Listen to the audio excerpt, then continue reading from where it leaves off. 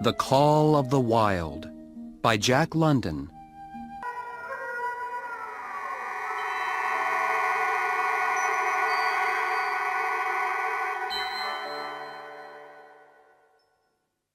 Chapter 1.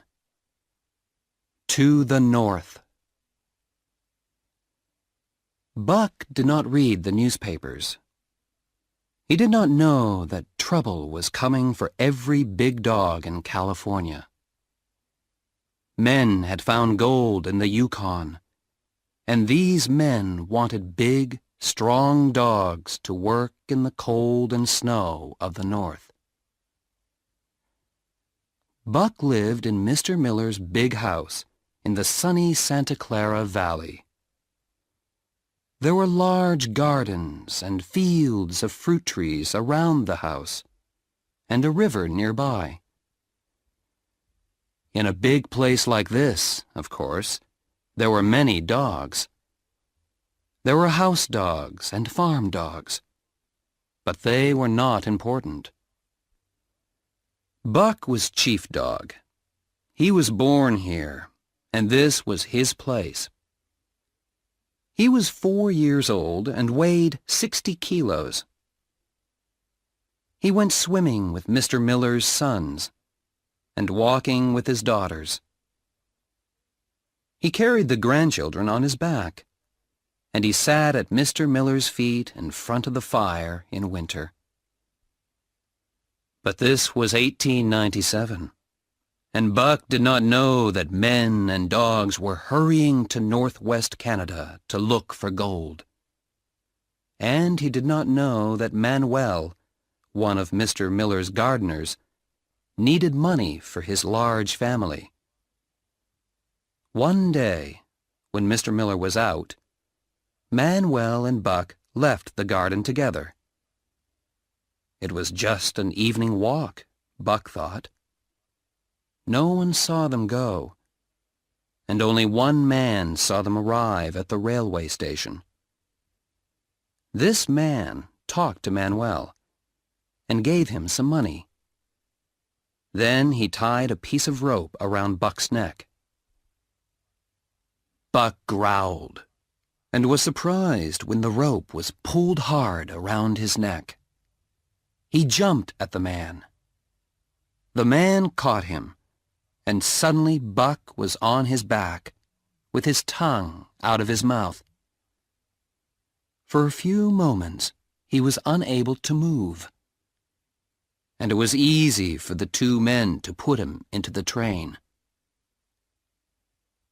When Buck woke up, the train was still moving. The man was sitting and watching him.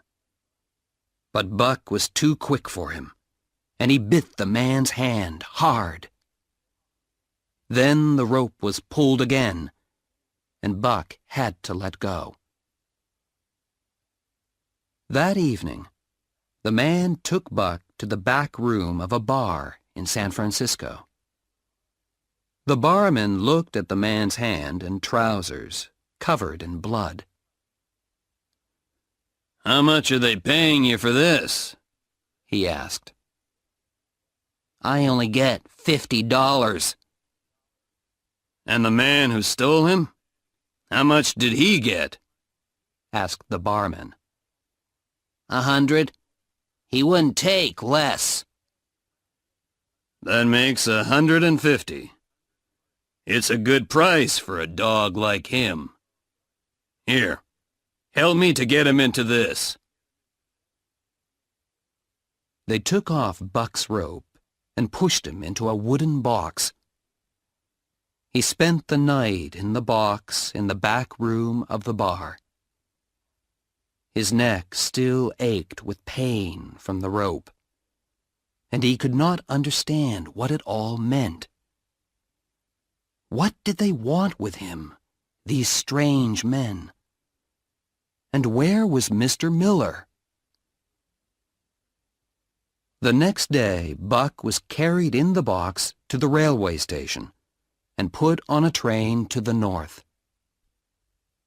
For 2 days and nights the train traveled north, And for 2 days and nights, Buck neither ate nor drank. Men on the train laughed at him and pushed sticks at him through the holes in the box. For 2 days and nights, Buck got angrier and hungrier and thirstier.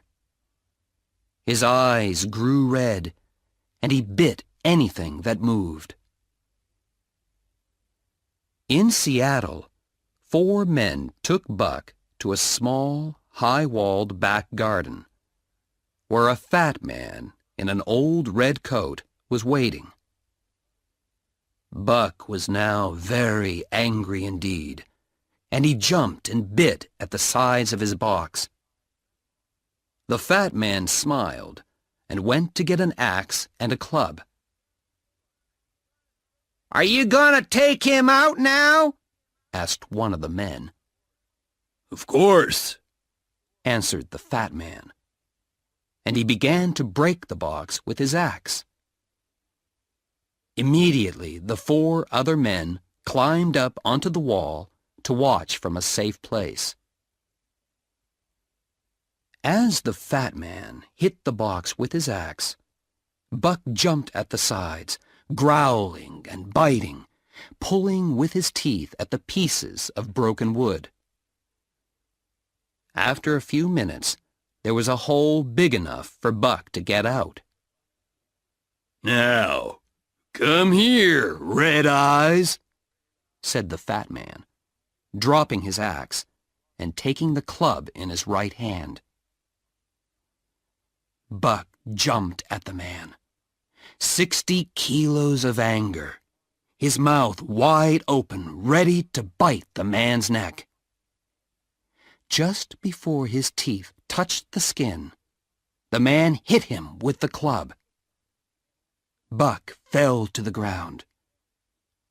It was the first time anyone had hit him with a club, and he did not understand. He stood up and jumped again. Again the club hit him, and he crashed to the ground.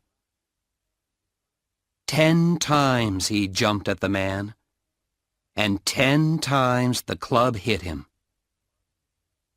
Slowly he got to his feet, now only just able to stand. There was blood on his nose and mouth and ears. Then the fat man walked up and hit him again, very hard, on the nose. The pain was terrible. Again, Buck jumped at the man, and again he was hit to the ground. A last time he jumped, and this time, when the man knocked him down, Buck did not move. "He knows how to teach a dog a lesson," said one of the men on the wall. Then the 4 men jumped down and went back to the station.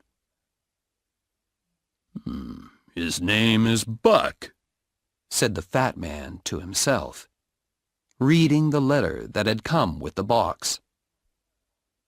"Well, Buck, my boy," he said in a friendly voice, "we've argued a little, and I think the best thing to do now is to stop. Be a good dog, and we'll be friends. But if you're a bad dog, I'll have to use my club again. Understand?" As he spoke, he touched Buck's head, and although Buck was angry inside, he did not move. When the man brought him water and meat, Buck drank and then ate the meat, piece by piece, from the man's hand. Buck was beaten. He knew that. But he was not broken. He had learned that a man with a club was stronger than him. Every day he saw more dogs arrive, and each dog was beaten by the fat man. Buck understood that a man with a club must be obeyed, although he did not have to be a friend. Men came to see the fat man and to look at the dogs. Sometimes they paid money and left with one or more of the dogs. One day, a short, dark man came and looked at Buck. "That's a good dog," he cried. "How much do you want for him?" $300. "It's a good price, Perrault," said the fat man. Perrault smiled and agreed that it was a good price. He knew dogs, and he knew that Buck was an excellent dog. 1 in 10,000, Perrault said to himself. Buck saw money put into the fat man's hand, and he was not surprised when he and another dog called Curly were taken away by Perrault. He took them to a ship, and later that day Buck and Curly stood and watched the coast get further and further away. They had seen the warm South for the last time. Perrault took Buck and Curly down to the bottom of the ship. There they met another man, Francois. Perrault was a French-Canadian, but Francois was half Indian, tall and dark. Buck learnt quickly that Perrault and Francois were fair men, calm and honest, and they knew everything about dogs. There were 2 other dogs on the ship. One was a big dog called Spitz, as white as snow. He was friendly to Buck at first, always smiling. He was smiling when he tried to steal Buck's food at the first meal. Francois was quick and hit Spitz before Buck had time to move. Buck decided that this was fair and began to like Francois a little.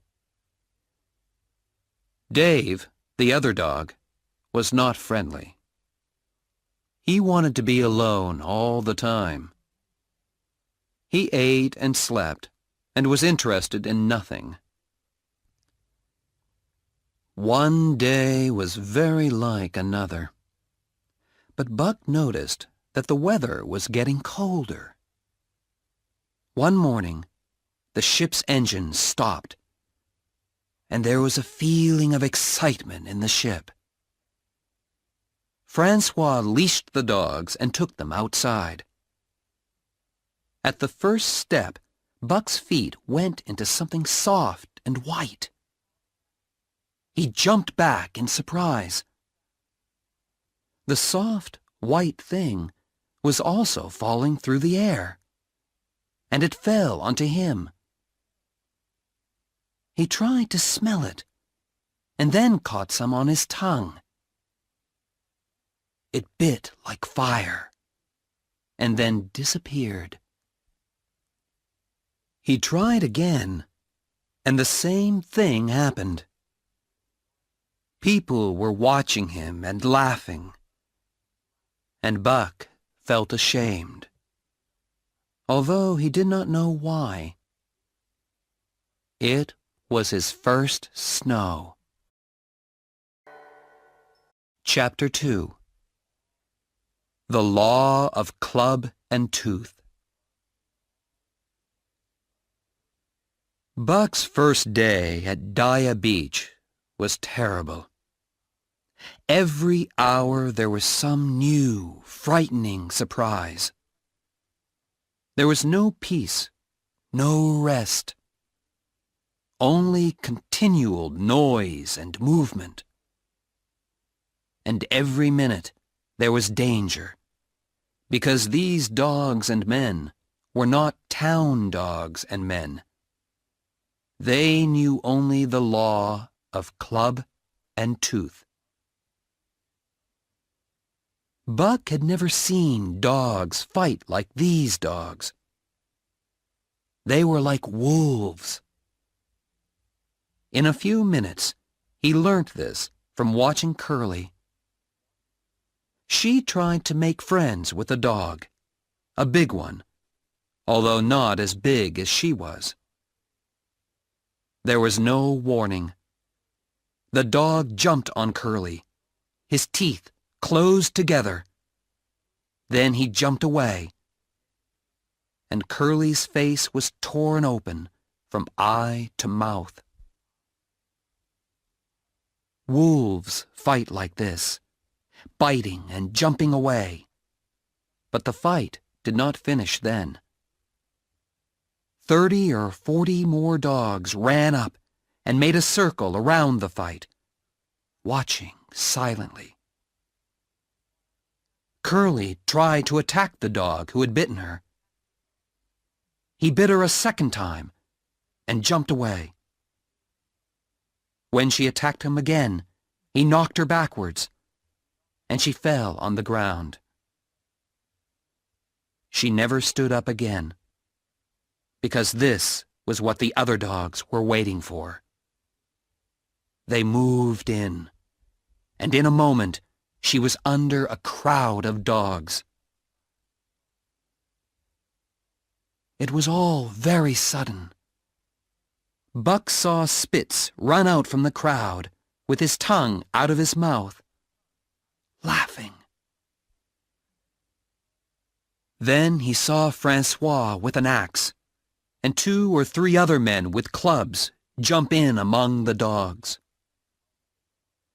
2 minutes later, the last of the dogs was chased away. But Curly lay dead in the snow, her body torn almost to pieces. Curly's death often came back to Buck in his dreams. He understood that once a dog was down on the ground, he was dead. He also remembered Spitz laughing, and from that moment he hated him. Then Buck had another surprise. Francois put a harness on him. Buck had seen harnesses on horses, and now he was made to work like a horse, pulling Francois on a sledge into the forest and returning with wood for the fire. Buck worked with Spitz and Dave. The 2 other dogs had worked in a harness before, and Buck learnt by watching them. He also learnt to stop and turn when Francois shouted. "Those 3 are very good dogs," Francois told Perrault. "That Buck pulls very well, and he's learning quickly." Perrault had important letters and official papers to take to Dawson City. So that afternoon he bought 2 more dogs, 2 brothers called Billy and Joe. Billy was very friendly, but Joe was the opposite. In the evening, Perrault bought 1 more dog, an old dog with 1 eye. His name was Solex, which means the angry one. Like Dave, he made no friends. All he wanted was to be alone. That night, Buck discovered another problem. Where was he going to sleep? Francois and Perrault were in their tent. But when he went in, they shouted angrily and threw things at him. Outside it was very cold and windy. He lay down in the snow, but he was too cold to sleep. He walked around the tents, trying to find the other dogs. But, to his surprise, they had disappeared. He walked around Perrault's tent, very, very cold, wondering what to do. Suddenly, the snow under his feet fell in, and he felt something move.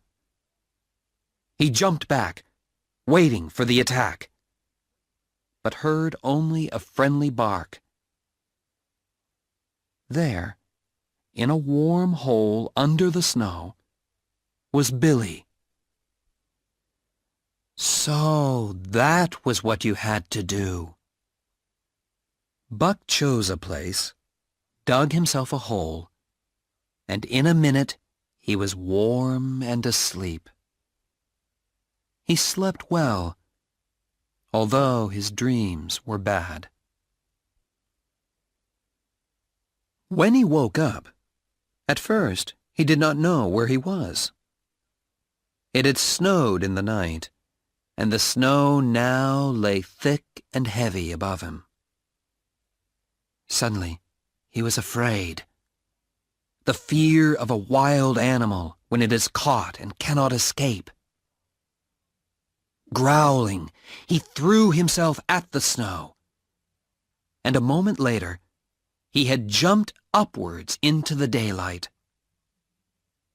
He saw the tents and remembered everything, from the time he had gone for a walk with Manuel to the moment he had dug the hole the night before. "What did I say?" shouted Francois to Perrault, when he saw Buck come up out of the snow. "That Buck learns quickly." Perrault smiled slowly. He was carrying important papers, and he needed good dogs. He was very pleased to have Buck.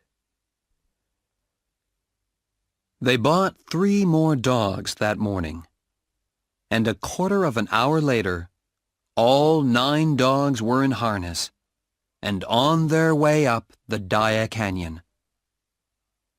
Buck was not sorry to be moving, and although it was hard work, he almost enjoyed it. He was also surprised to see that Dave and Solex no longer looked bored and miserable. Pulling in a harness was their job, and they were happy to do it. Dave was sledge dog, the dog nearest to the sledge. In front of him was Buck. Then came Solex. In front of them were the 6 other dogs, with Spitz as leader at the front. Francois had put Buck between Dave and Solex because they could teach him the work. Buck learnt well, and they were good teachers. When Buck pulled the wrong way, Dave always bit his leg, but only lightly. Once, when they stopped, Buck got tied up in his harness, and it took 10 minutes to get started again. Both Dave and Solex gave him a good beating for that mistake. Buck understood, and was more careful after that. It was a hard day's journey, up the Daya Canyon and into the mountains. They camped that night at Lake Bennett. Here there were thousands of gold miners. They were building boats to sail up the lake when the ice melted in the spring. Buck made his hole in the snow and slept well, but was woken up very early and harnessed to the sledge. The first day, they had traveled on snow that had been hardened by many sledges, and they covered 60 kilometers. But the next day, and for days afterwards, they were on new snow. The work was harder, and they went slowly. Usually, Perrault went in front, on snowshoes, flattening the snow a little for the dogs. Francois stayed by the sledge. Sometimes the two men changed places. But there were many small lakes and rivers, and Perrault understood ice better. He always knew when the ice across a river was very thin. Day after day, Buck pulled in his harness. They started in the morning before it was light, and they stopped in the evening after dark, ate a piece of fish, and went to sleep in their holes under the snow. Buck was always hungry. Francois gave him 750 grams of dried fish a day, and it was never enough. The other dogs were given only 500 grams.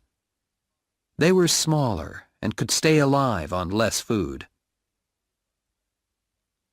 Buck learned to eat quickly. If he was too slow, the other dogs stole his food. He saw Pike, one of the new dogs, steal some meat from the sledge when Perrault wasn't looking. The next day, Buck stole some and got away unseen. Perrault was very angry, but he thought another dog, Dub, had taken it, and so punished him instead of Buck. Buck was learning how to live in the north. In the south, he had never stolen, but there he had never been so hungry.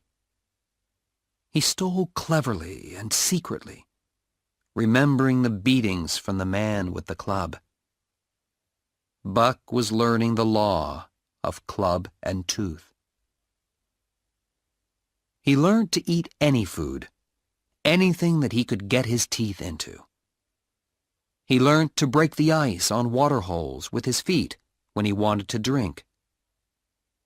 He was stronger, harder, and could see and smell better than ever before. In a way, he was remembering back to the days when wild dogs traveled in packs through the forest, killing for meat as they went. It was easy for him to learn to fight like a wolf, because it was in his blood. In the evenings, when he pointed his nose at the moon and howled long and loud, he was remembering the dogs and wolves that had come before him.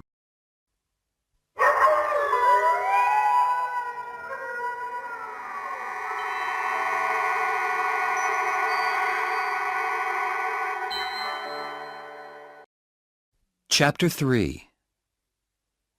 The Wild Animal. The wild animal was strong in Buck, and as he traveled across the snow, it grew stronger and stronger. And as Buck grew stronger, he hated Spitz more and more, although he was careful never to start a fight. But Spitz was always showing his teeth to Buck, trying to start a fight. And Buck knew that if he and Spitz fought, one of them would die. The fight almost happened one night when they stopped by Lake Le Berge. There was heavy snow, and it was very cold. The lake was frozen, and Francois, Perrault, and the dogs had to spend the night on the ice, under a big rock. Buck had made a warm hole in the snow, and was sorry to leave it to get his piece of fish. But when he had eaten, and returned to his hole, he found Spitz in it. Buck had tried not to fight Spitz before, but this was too much. He attacked him angrily. Spitz was surprised. He knew Buck was big, but he didn't know he was so wild. Francois was surprised too, and guessed why Buck was angry. "Go on, Buck," he shouted. "Fight him, the dirty thief." Spitz was also ready to fight, and the two dogs circled one another, looking for the chance to jump in. But suddenly, there was a shout from Perrault, and they saw 80 or 100 dogs around the sledge. The dogs came from an Indian village, and they were searching for the food that they could smell on the sledge. Perrault and Francois tried to fight them off with their clubs, but the dogs, made crazy by the smell of the food, showed their teeth and fought back. Buck had never seen dogs like these. They were all skin and bone, but hunger made them fight like wild things.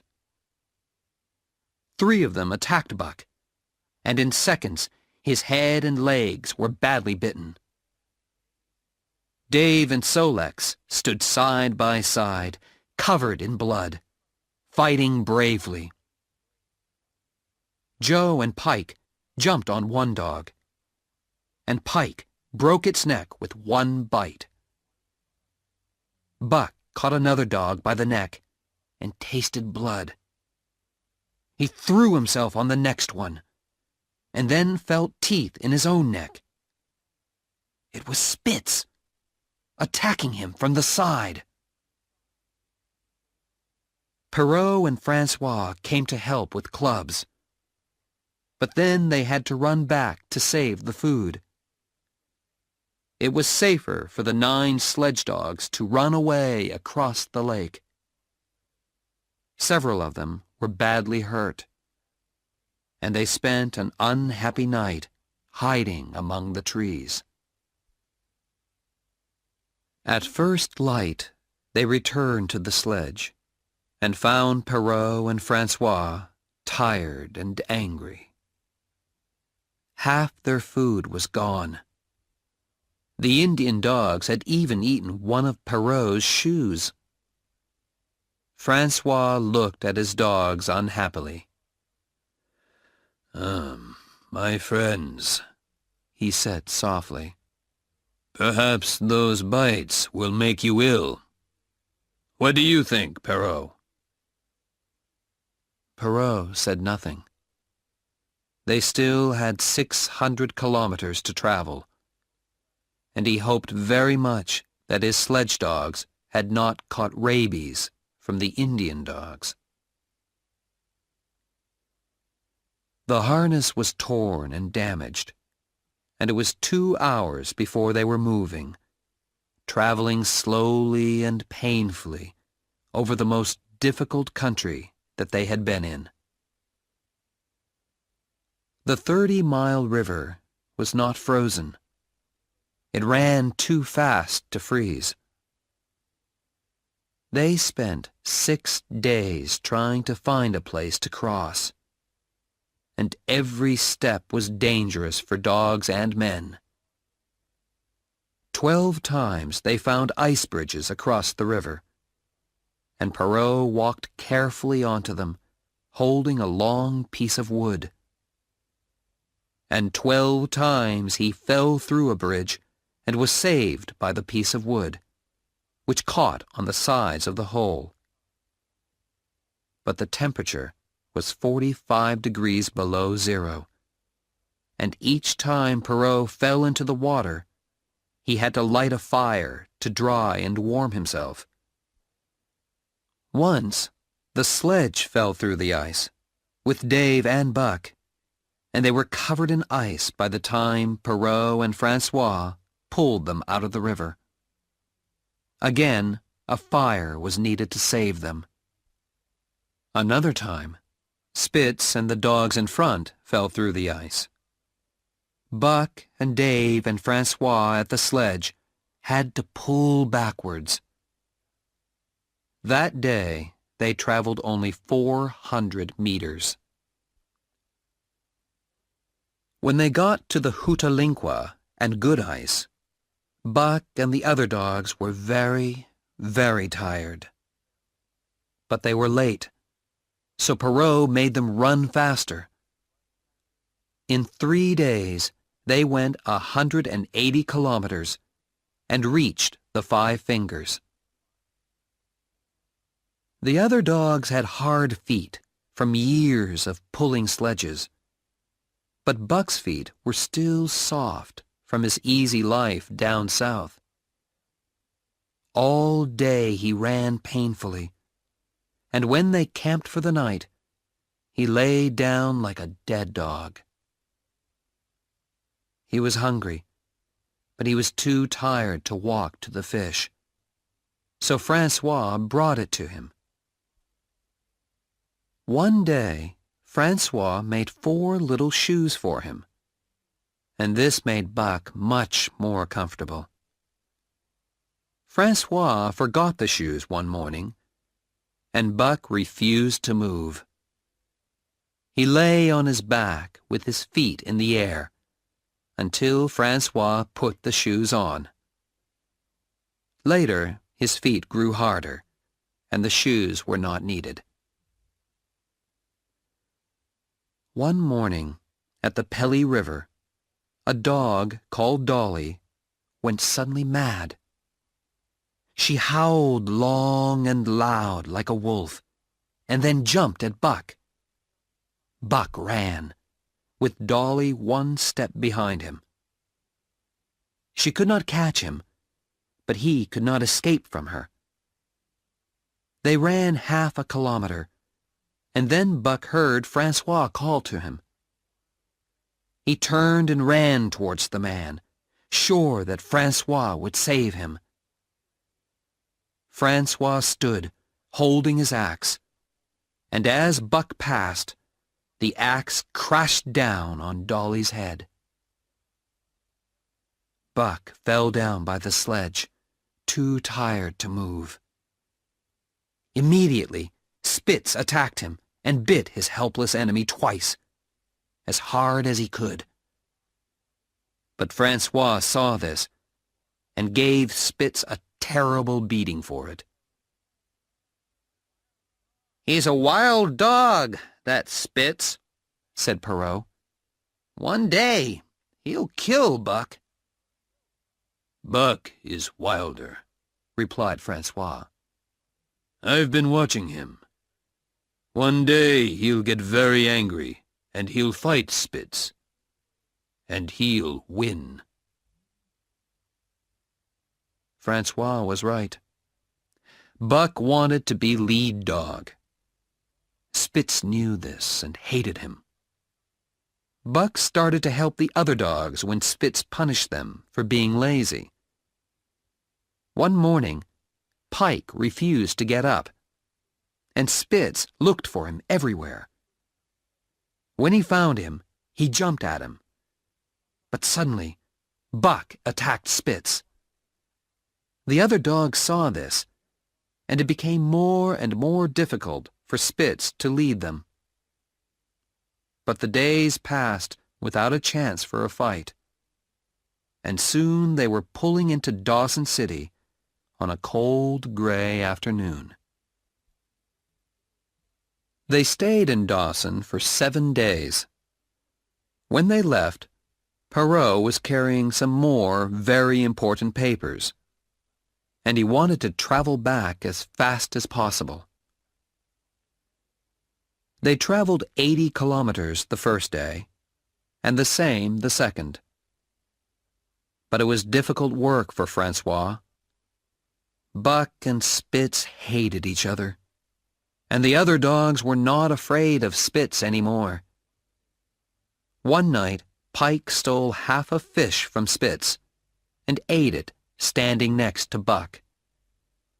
And every time Buck went near Spitz, he growled and the hair on his back stood up angrily. The other dogs fought in their harnesses, and Francois often had to stop the sledge. He knew that Buck was the problem, but Buck was too clever for him, and Francois never saw him actually starting a fight.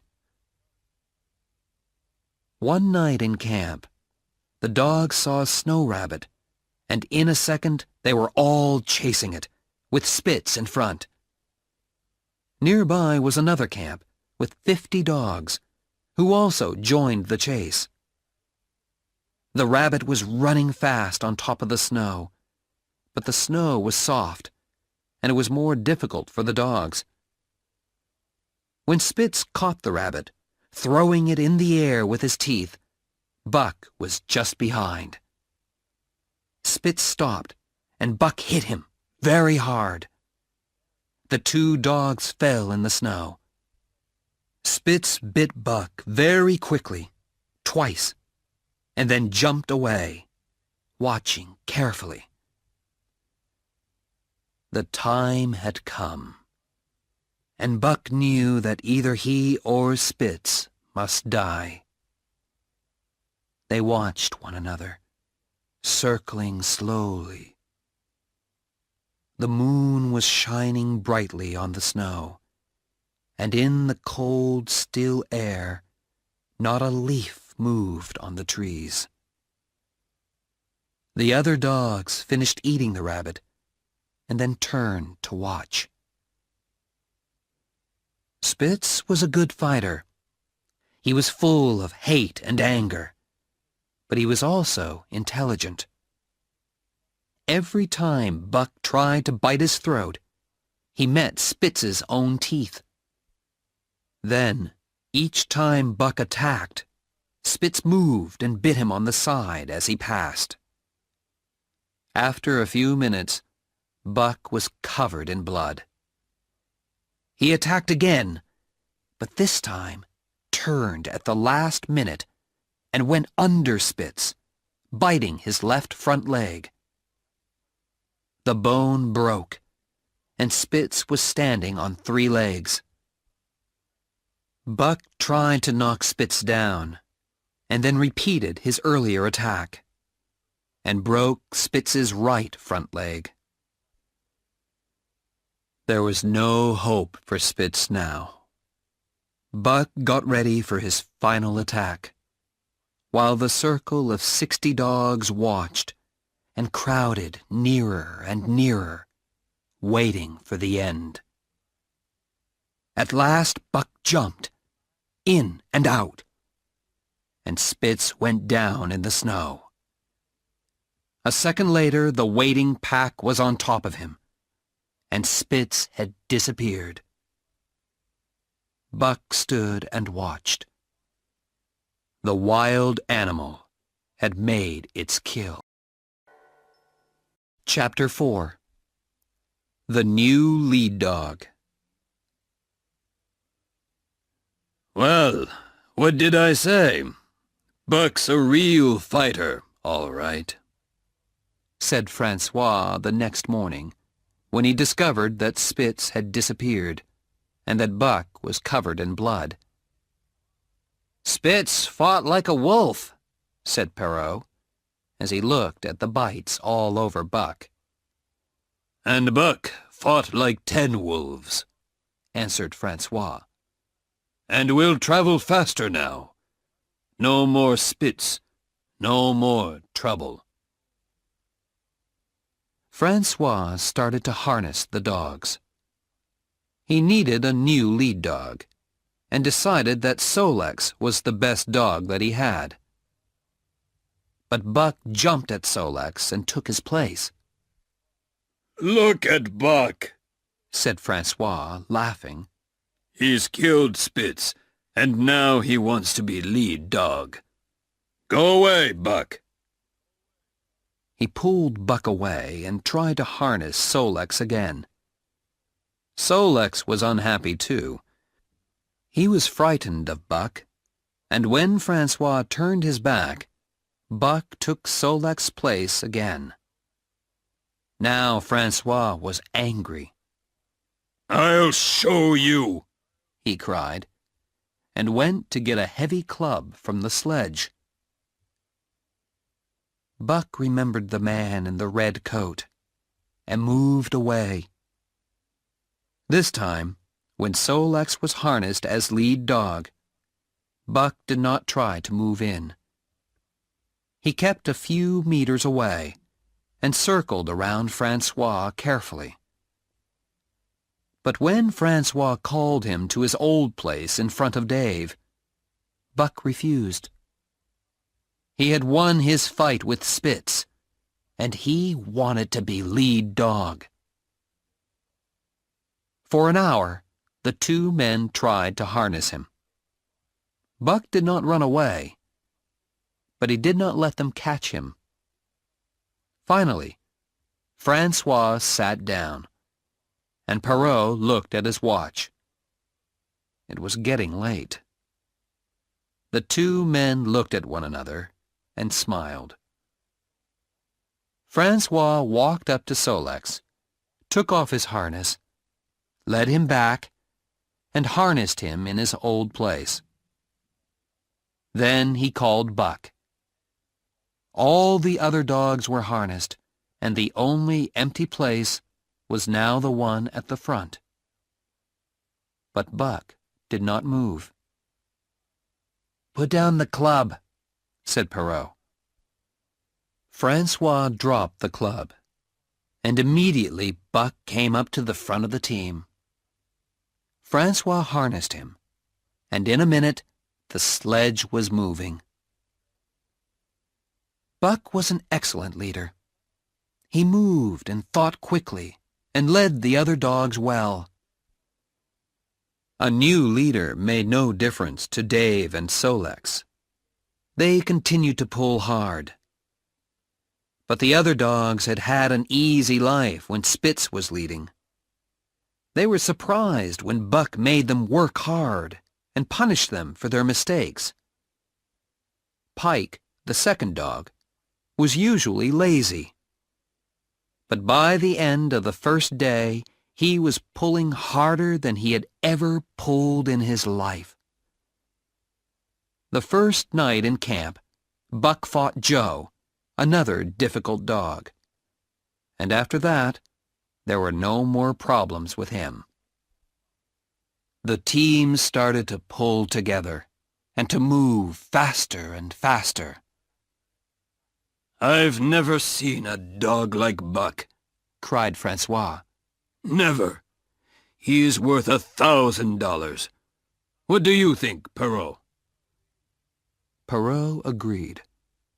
They were moving quickly and covering more ground every day. The snow was good and hard, and no new snow fell. The temperature dropped to 45 degrees below zero and didn't change. This time, there was more ice on the 30-mile river, and they crossed in a day. Some days they ran 100 kilometers, or even more. They reached Skagway in 14 days, the fastest time ever. For 3 days the dogs rested in Skagway. Then Francois put his arms around Buck's neck and said goodbye to him. And that was the last of Francois and Perrault. Like other men, they passed out of Buck's life forever. 2 new men took Buck and his team back north on the long journey to Dawson, traveling with several other dog teams.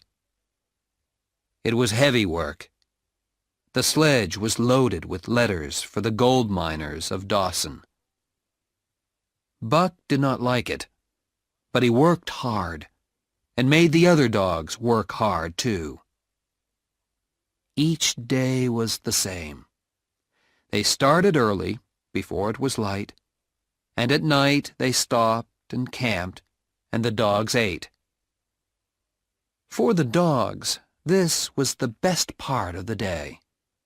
First eating, then resting by the fire. Buck liked to lie by the fire, looking at the burning wood. Sometimes he thought about Mr. Miller's house in California. More often, he remembered the man in the red coat and his club.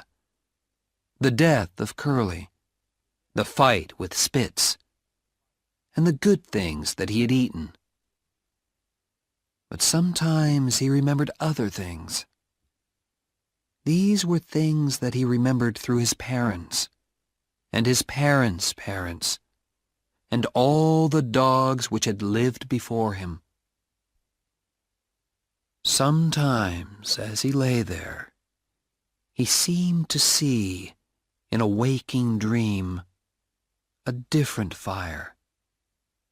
And he saw next to him, not the Indian cook, but another man, a man with shorter legs and longer arms.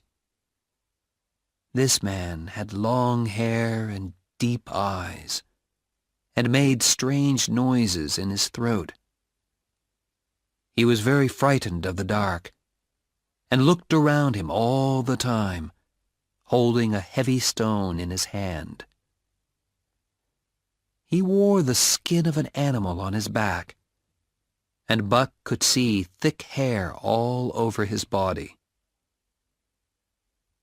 Buck sat by the fire with this hairy man, and in the circling darkness beyond the fire, he could see many eyes, the eyes of hungry animals waiting to attack. And he growled softly in his dream until the Indian cook shouted, "Hey, Buck, wake up!" Then the strange world disappeared, and Buck's eyes saw the real fire again. When they reached Dawson, the dogs were tired and needed a week's rest. But in 2 days they were moving south again, with another heavy load of letters. Both dogs and men were unhappy. It snowed every day as well, and on soft new snow, it was harder work pulling the sledges. The men took good care of their dogs.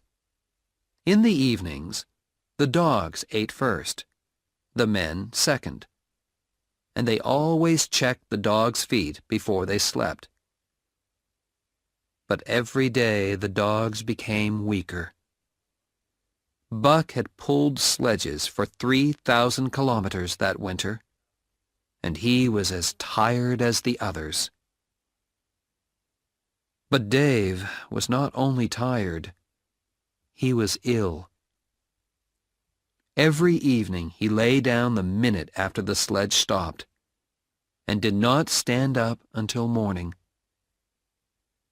The men looked at him, but they could find no broken bones. Something was wrong inside. One day, he started to fall down while in his harness. The sledge stopped, and the driver took him out of his harness. He wanted to give him a rest and let him run free behind the sledge. But Dave did not want to stop working. He hated to see another dog doing his work. So he ran along beside the sledge, trying to push Solex out of his place. When the sledge made its next stop, Dave bit through Solex's harness and pushed him away. Then he stood there, in his old place in front of the sledge, waiting for his harness and the order to start pulling. The driver decided it was kinder to let him work. Dave pulled all day, but the next morning he was too weak to move. The driver harnessed up without Dave and drove a few hundred meters. Then he stopped, took his gun, and walked back. The dogs heard a shot, and then the man came quickly back.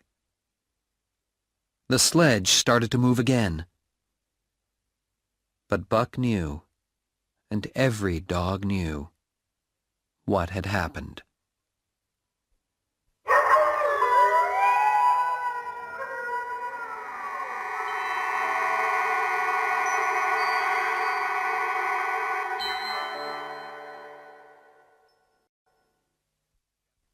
Chapter 5.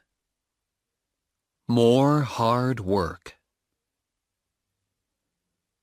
30 days after leaving Dawson City, the team arrived back in Skagway. They were very, very tired. Buck now weighed only 50 kilograms, and the other dogs were also very thin. They were not ill. They just needed a long, long rest. But at Skagway, there were mountains of letters waiting to go north. So the men had to buy new, strong dogs. The old ones, now useless for work, were sold. 2 American men, called Hal and Charles, bought Buck and his team, together with the harness. Charles was 40 years old, with light hair and watery blue eyes. Hal was a young man of 20, with a big, shiny gun and a big knife in his belt. These things, more than anything, showed how young he was.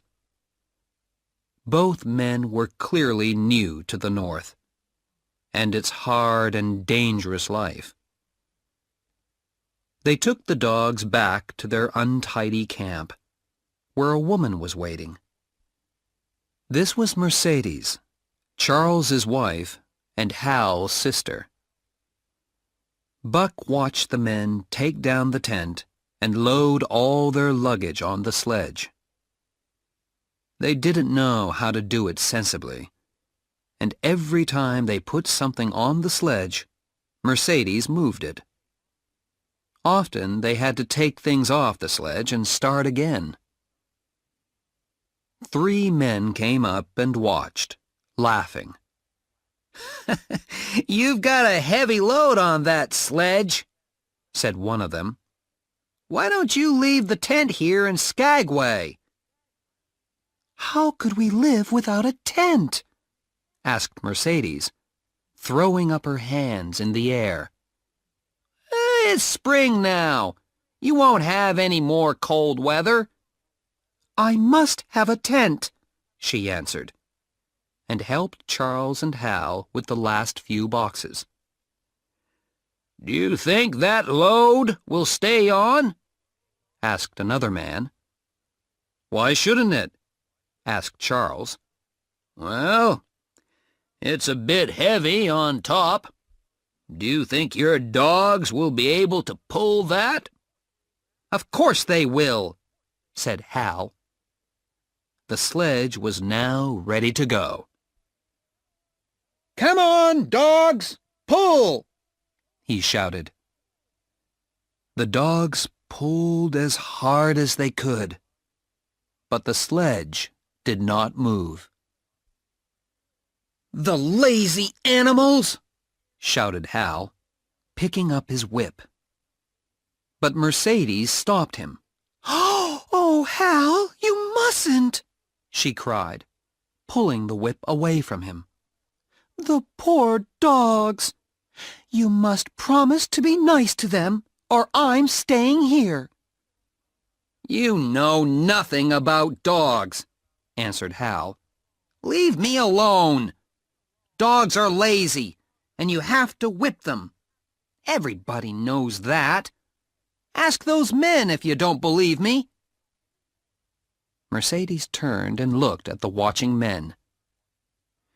"They're tired, if you really want to know," said one of them. "They've been working very hard, and they need a rest." "Rest?" laughed Hal. "These stupid dogs are just lazy." Now Mercedes decided that her brother was right. "Don't listen to that man," she said. "You're driving our dogs, and you do what you think is best." Now Hal used his whip on the dogs. They pulled and pulled, but the sledge stayed where it was. Hal was still using his whip when Mercedes stopped him again and put her arms around Buck. "Oh, you poor, poor dears," she said. "Why don't you pull hard? Then nobody will whip you." One of the men watching now spoke again. "I don't care what happens to you," he said, "but I'm sorry for the dogs.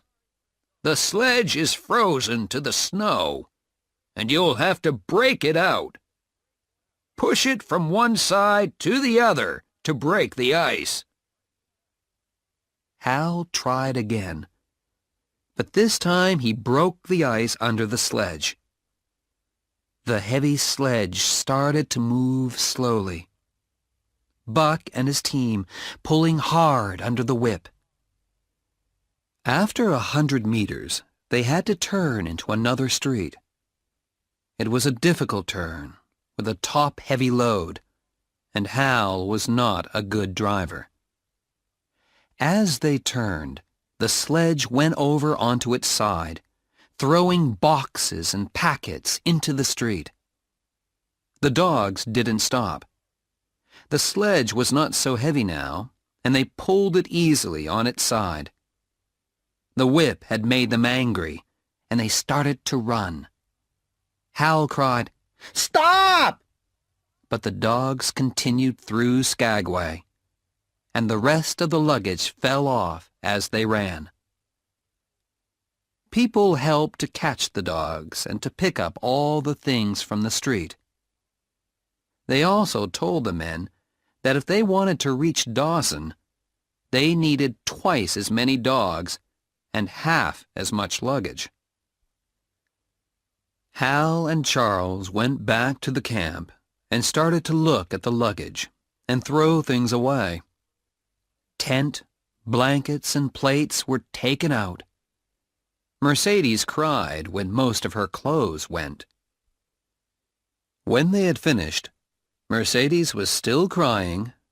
There was a lot of luggage on the road, and there was still a lot to go on the sledge. Then Charles and Hal went out and bought 6 more dogs. So they now had 14. But the new dogs were not real sledge dogs, and they knew nothing about the work. Charles and Hal put them into harness. But Buck could not teach them how to pull a sledge. So now there were 6 dogs who couldn't pull at all, and 8 who were tired after pulling for 4,000 kilometers. But Charles and Hal were happy. They had more dogs than any sledge that they had seen at Skagway. They didn't know that no sledge could carry enough food for 14 dogs. The next morning, Buck led the team up the street. They moved slowly because they were tired before they started. Buck had pulled to Dawson and back twice, and he didn't want to do it again.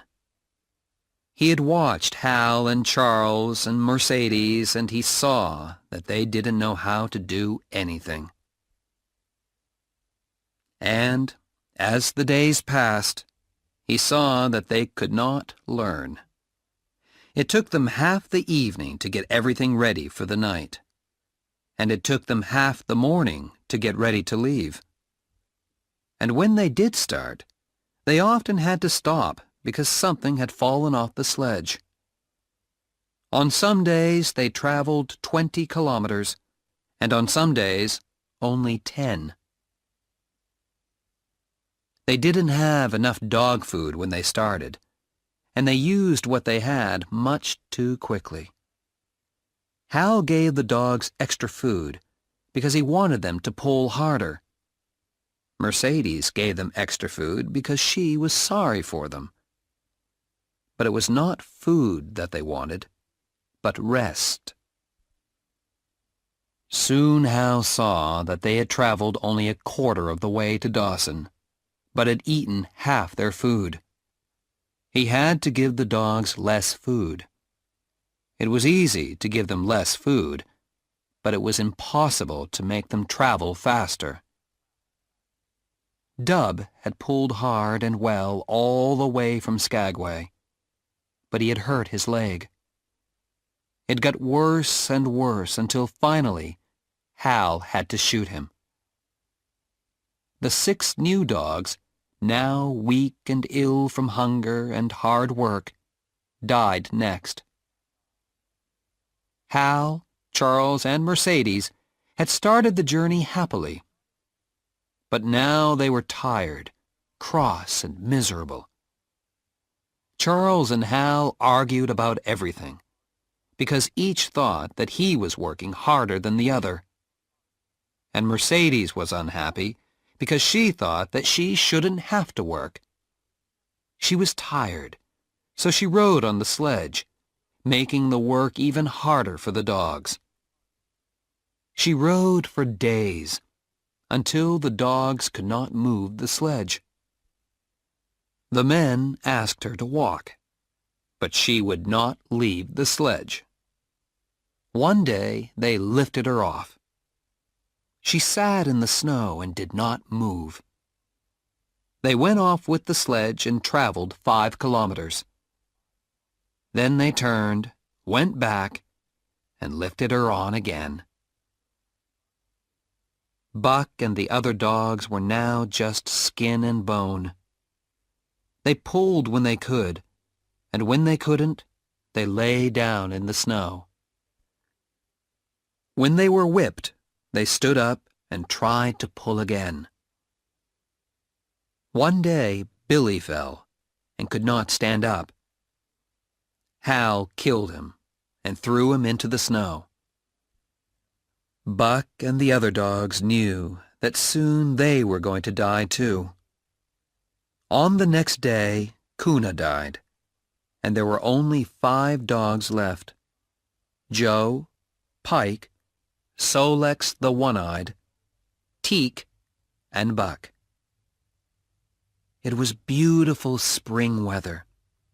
The snow and ice were melting, the plants were growing, and the forest animals were waking from their winter sleep. It was a lovely morning when the 2 men and the 5 dogs pulling Mercedes on the sledge came into John Thornton's camp at White River. They stopped, and the dogs dropped down immediately to rest. John Thornton was mending an axe, and he went on working as he talked to Hal. "Is it safe to cross the river here?" asked Hal. "No, the ice is too thin. It's much too dangerous," answered Thornton. "People have told us that before," laughed Hal, "but we got here with no problems." "Only somebody very stupid would cross the White River here," said Thornton. "That's what you think," said Hal. "But we've got to get to Dawson." He picked up his whip. "Come on, Buck! Get up now! Let's go!" Thornton went on working. He had warned them, but he knew he couldn't stop these stupid men from going on.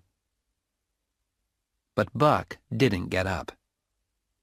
Solex stood up slowly, then Teak and Joe, and finally Pike.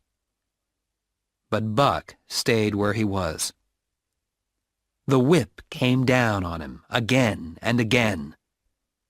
Thornton started to speak, then stopped, and began to walk up and down. Hal now put down his whip and started to hit Buck with a club. But Buck had decided not to get up. He had felt thin ice under his feet all day, and he saw thin ice in front of him. The club hit him again and again, but Buck felt almost nothing. Then suddenly, with a wild cry, John Thornton jumped on Hal, throwing him backwards. Mercedes screamed. "If you hit that dog again, I'll kill you," Thornton shouted. "He's my dog," Hal replied. There was blood on his face. "Get out of my way, or I'll hit you too. I'm going to Dawson." Thornton stood between Hal and Buck and did not move. Hal took out his long knife, but Thornton knocked it out of his hand. Mercedes screamed again. Then Thornton picked up Hal's knife and cut Buck out of the harness. Hal didn't want to fight, and Buck was not worth fighting for. He was nearly dead. Hal started the sledge and went down towards the river. Buck lifted his head and watched the sledge move away. Pike was leading, and Joe, Teek, and Solex were behind him. Hal was walking in front of the sledge, and Mercedes was riding on it. Charles was walking behind. As Buck watched, Thornton felt his body with gentle hands, searching for broken bones. Buck was very thin, very tired, and very weak. But Thornton didn't think he was going to die. Then both dog and man watched the sledge as it went slowly out onto the ice in the middle of the river. Suddenly, the back of the sledge went down, and the front went up into the air. Mercedes screamed, and Charles turned and took one step back. Then a big piece of ice broke off, and dogs, sledge, and people disappeared.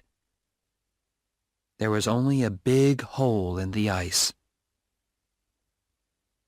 John Thornton and Buck looked at one another. "You poor thing," said John Thornton, and Buck licked his hand.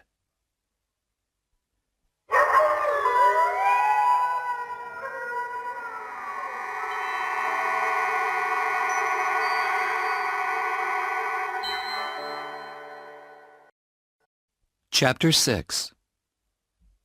For the Love of a Man. John Thornton had been ill in December, and his two friends had had to leave him at White River and go on to Dawson. They left him in the camp with plenty of food, and with his two dogs, Skeet and Blackie. Now the spring had come, and he was almost well. He lay in the sun by the river with Buck, watching the water and listening to the birds, slowly getting stronger and stronger. A rest is very welcome after running 5,000 kilometers, and Buck slowly got fatter and stronger. It was a peaceful, lazy time for both man and dogs, while they waited for Thornton's friends to return from Dawson. Skeet made friends with Buck immediately, and while Buck was still very ill, every morning she washed his cuts carefully with her tongue. Blackie, too, was friendly, and as Buck grew stronger, the three dogs often played games together. Sometimes Thornton joined the games too. The days passed very happily, and for the first time, Buck learned to love. He had never loved a man before. He and Mr. Miller in the Santa Clara Valley had been very good friends, but Buck had not loved him. John Thornton had saved his life, but he was also a man who was naturally kind to animals. He took very good care of his dogs, not because it was sensible to do that, but because he felt they were his children. He was always talking to Buck, holding his head and shaking it lovingly. In answer, Buck liked to take Thornton's hand gently in his mouth. Buck was happy to lie on the ground all day and watch Thornton. And when Thornton spoke to him or touched him, Buck went wild with happiness. At first, he was afraid that Thornton was going to disappear, like Perrault and Francois, and at night he sometimes woke up and went to the tent to make sure that he was still there. But something was changing in Buck. He had lived in the North a long time now, and he was almost a wild dog. He was happy to sit by Thornton's fire, but he sat as a wild animal, and his dreams were filled with other animals, dogs, half-wolves, and wild wolves. They seemed to call him into the forest, and sometimes Buck wanted to leave the fire and answer the call. But every time he went into the trees, his love for Thornton brought him back. It was only Thornton who stopped him going into the forest. Other men did not interest him. Visitors to the camp tried to make friends with him, but Buck stayed cold. When Thornton's two friends, Hans and Pete, arrived from Dawson, Buck refused to notice them at first. Then he saw that they were friends of Thornton's, and after that he accepted them. But they were not his friends. They were, like Thornton, kind men, and they understood that Buck loved Thornton, and him alone. Thornton, too, understood Buck. One day, Buck and the three men were sitting on some high rocks, 100 meters above the river. Thornton wondered if Buck would obey any order, even a crazy one. "Jump, Buck!" he shouted, pointing down to the river. A second later, the three men were holding Buck back as he tried to jump. "That was very strange," said Pete, when they had sat down again. "Not strange. Wonderful," said Thornton. "Terrible, too. Sometimes it frightens me." "Yes, I feel sorry for any man who hits you when Buck's near," said Pete.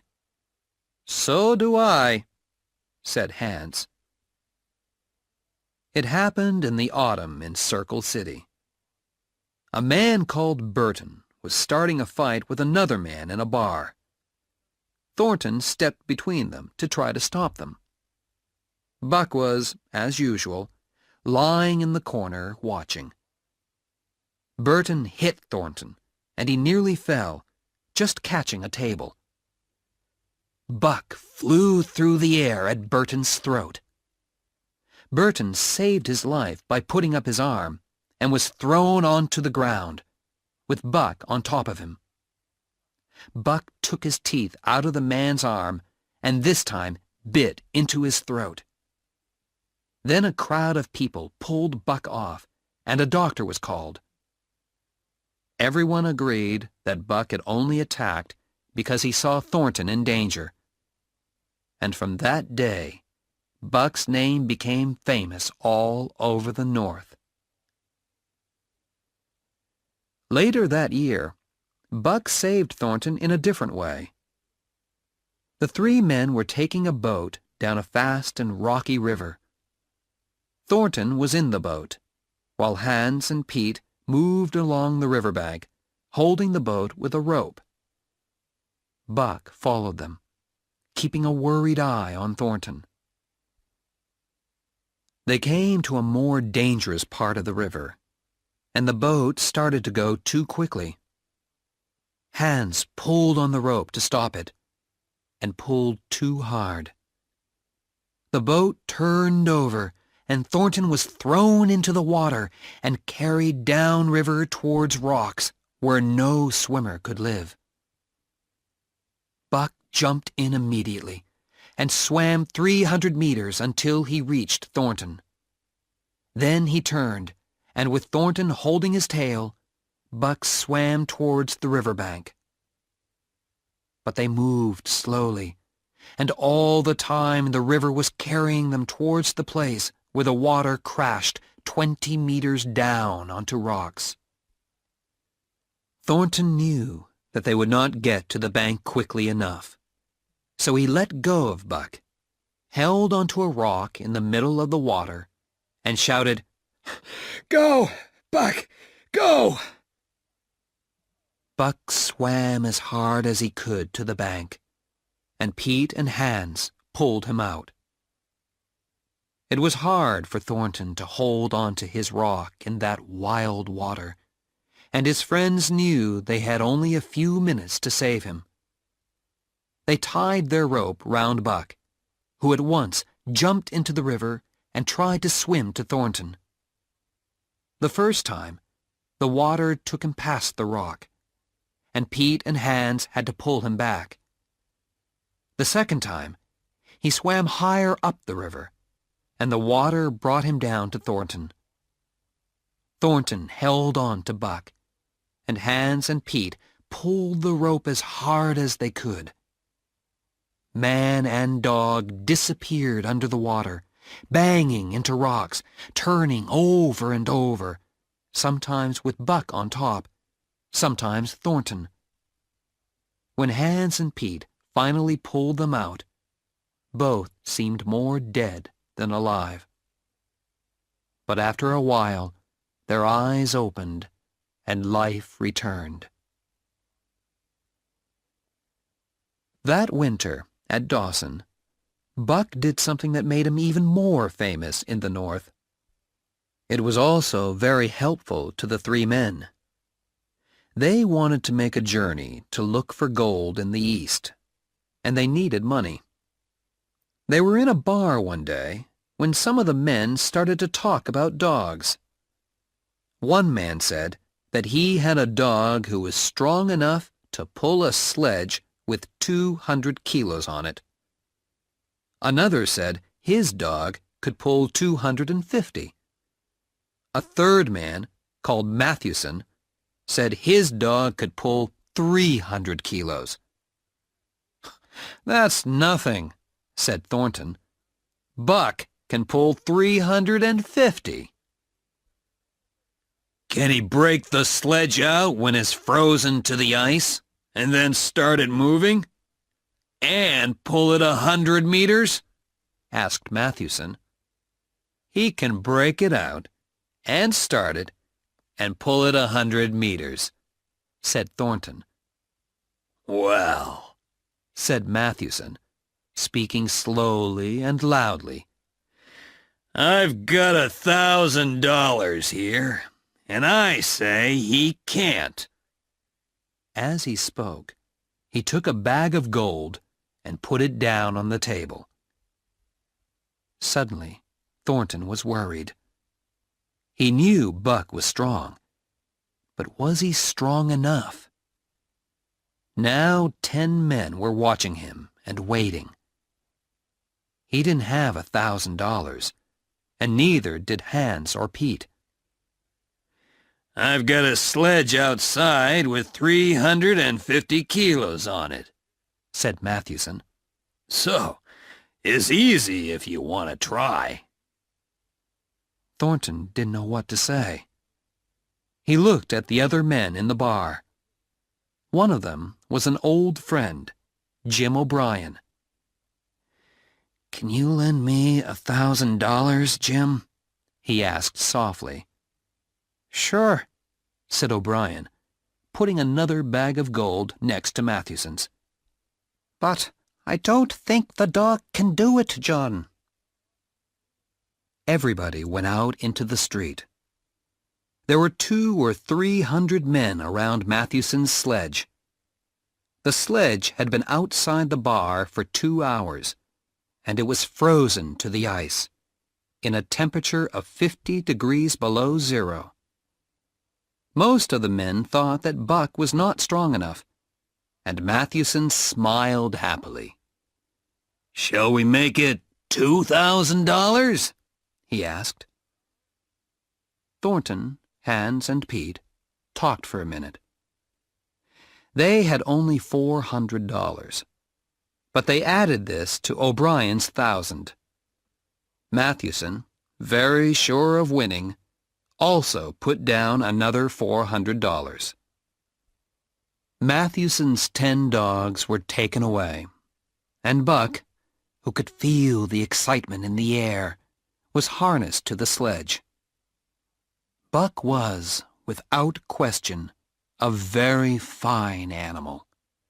Bright-eyed, intelligent, his thick coat shining with health, and he looked as strong as a horse. One man went up to Thornton. "I'll buy him now," he said. "I'll give you $800 for him." Thornton shook his head and sat down on the snow next to Buck. He held Buck's head in his hands and spoke softly into his ear. "If you love me, Buck, if you love me." Buck took Thornton's hand between his teeth, then let go, and Thornton stood up and stepped back. "Ready, Buck," he said. Buck pulled on the harness a little, getting ready.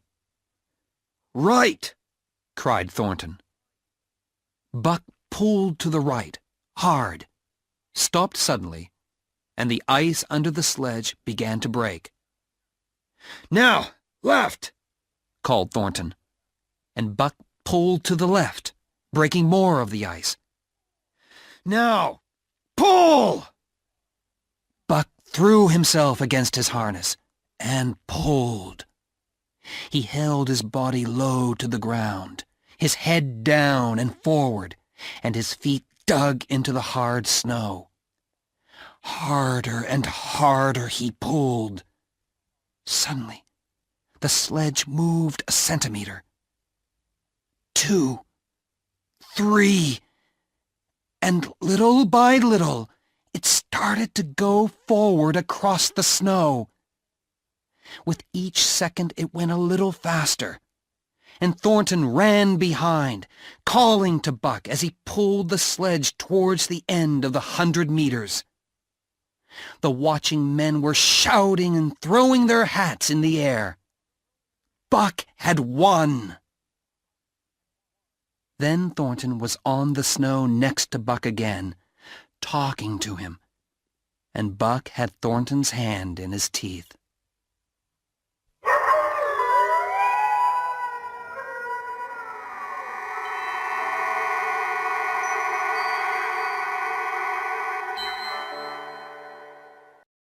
Chapter 7.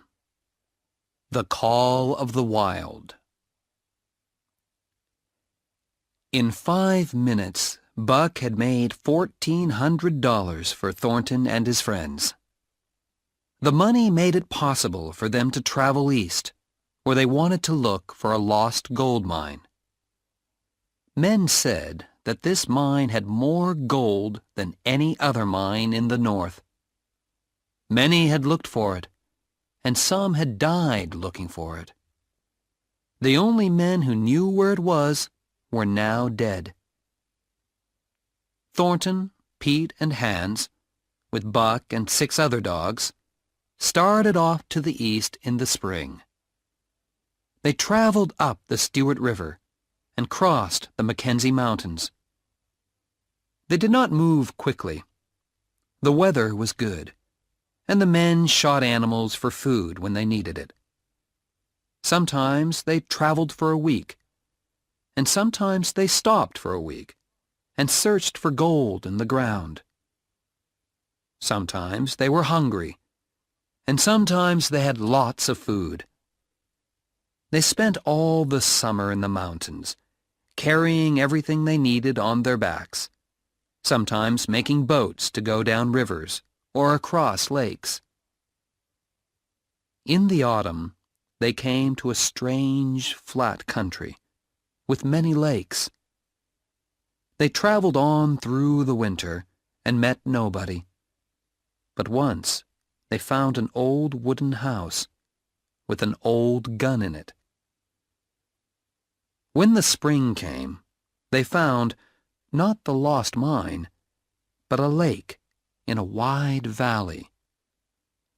Through the shallow water, the gold showed like yellow butter, and here their search ended. There was gold worth thousands of dollars in the lake, and they worked every day, filling bag after bag with gold. The dogs had nothing to do except watch the men and eat the food which the men shot for them. Buck spent many evenings sitting by the fire. As he sat, he saw again his dream world, where the strange hairy man sat next to him. He also heard something calling him into the forest. Sometimes, in the middle of the day, he lifted his head and listened, and then ran off into the forest. One night he woke up and heard the call again, a long howl. He ran into the forest, following the sound, and came to an open place in the trees. And there, his nose pointing to the sky, sat a wolf. The wolf stopped howling, and Buck walked slowly towards him. The wolf ran, and Buck followed. After a time, the wolf stopped and waited, watching Buck, ready to attack. But Buck did not want to fight, and soon the wolf realized this, and the two animals became friendly. Then the wolf started to run again, and he clearly wanted Buck to follow him.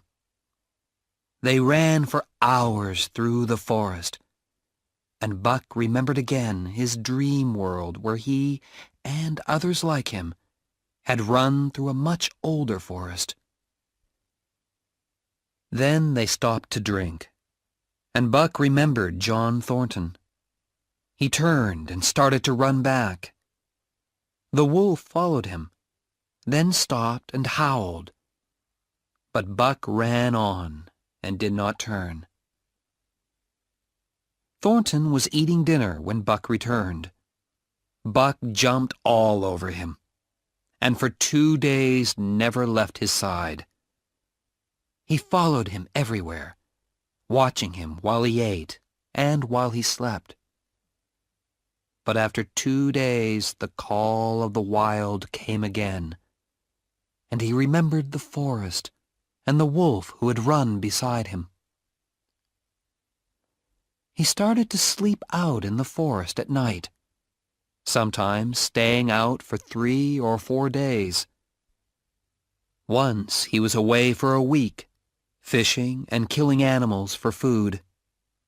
He ate well, and he grew stronger and quicker and more alive. His golden brown coat shone with health as he ran through the forest, learning its every secret, every smell, and every sound.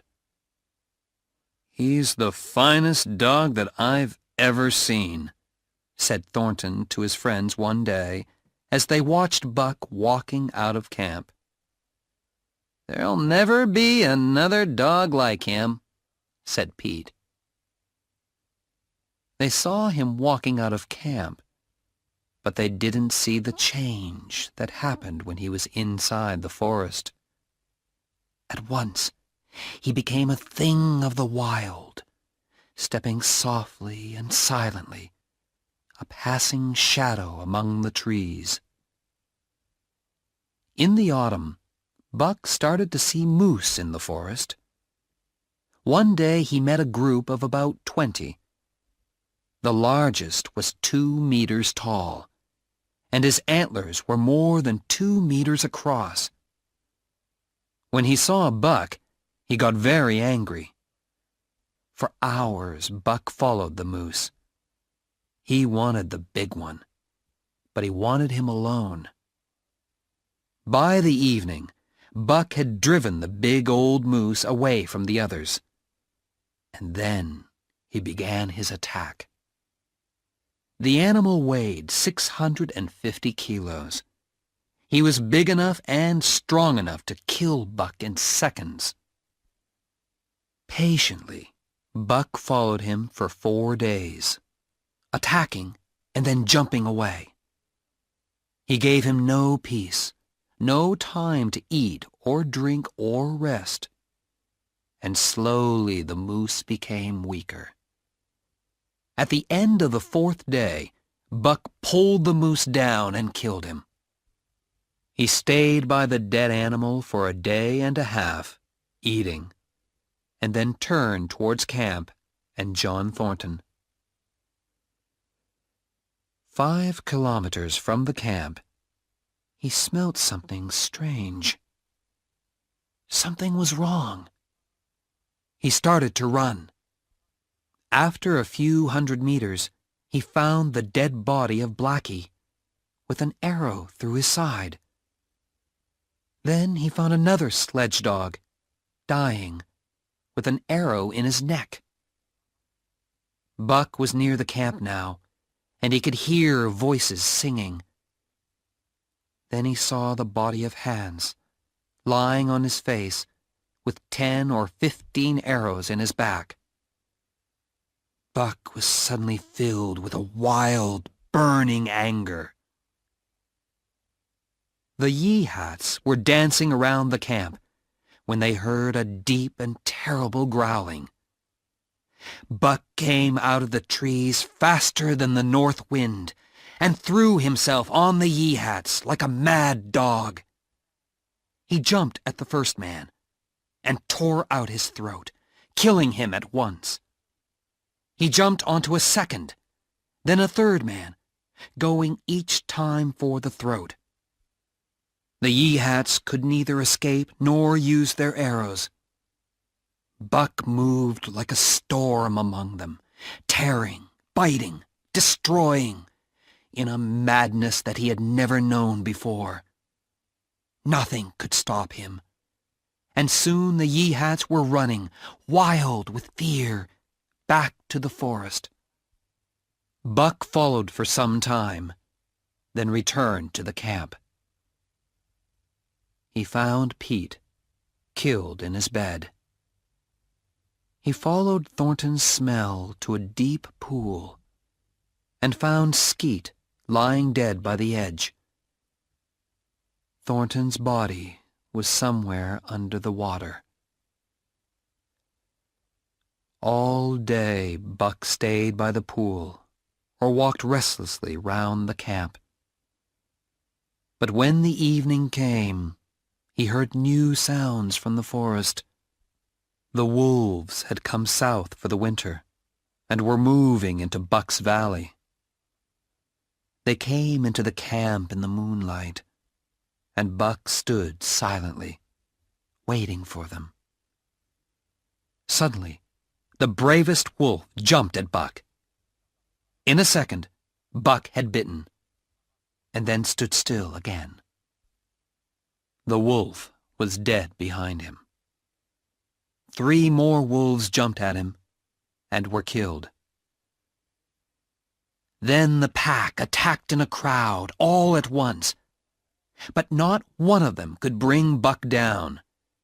He was too quick, too strong, too clever for them all.